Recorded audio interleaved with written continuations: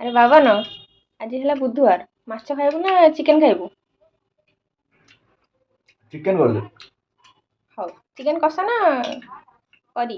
ନା ନା, ଚିକେନ କଷା କରିଦେ ଆଜି। ହଉ ଠିକ ଅଛି ଆଉ।